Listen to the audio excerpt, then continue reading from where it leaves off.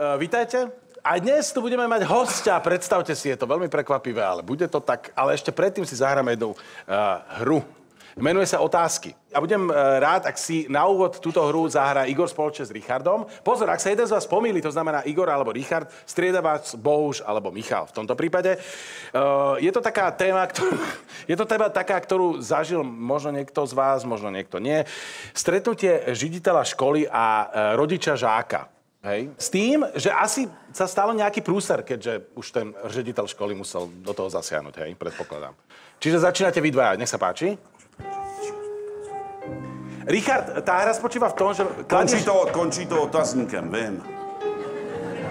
Skôr by to mala byť otázka. Je to lepší. No, OK, nech sa páči, začínáme teď. Dobrý den, jsem tady správně ředitelně. Dobre.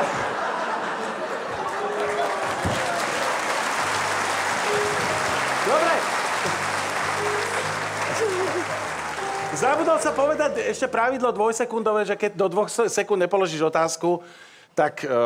A výraz to, čo si mal, síce bola otázka, že je to v p***li sem, ale ako... To sa úplne neráta, dobre? To jsem nevěděl předtím, že jo? Dobre, to je jedno. OK, nech sa páči. Co? Dobrý den, je to ředitelná? Prosím? Vy nedoslýcháte? Kdo? Marečku, proč si mi neřekl, že pan ředitel je hluchej? Haló? Haló je... Zvolání, to není otázka. Haló? No.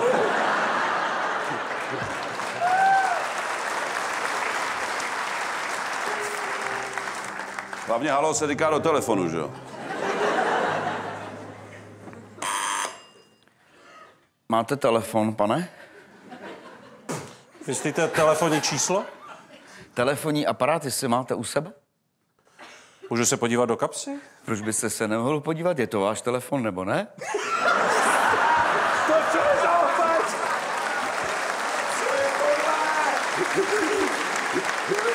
Ja nevím, jak mám reagovat. Nech to bejt. Nepracoval jste dřív u policie? Nepracoval jste u policie, vy? Proč se mě ptáte? Ale protože ptáte se vy mě, tak se já vás ptám normálně, jestli vy jste také náhodou nepracoval. To už zase. Starý, zkusím tvůj systém, jo? Richard má šancu na reparát, hej? Myslíte o městský nebo? Dobre, daj ešte raz. Myslíte u městský nebo u té druhý? Můžu mluvit se školníkem? Jasně.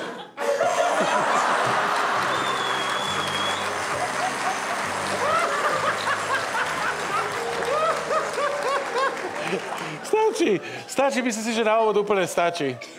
Tento pořad sledujte již nyní na Prima Plus.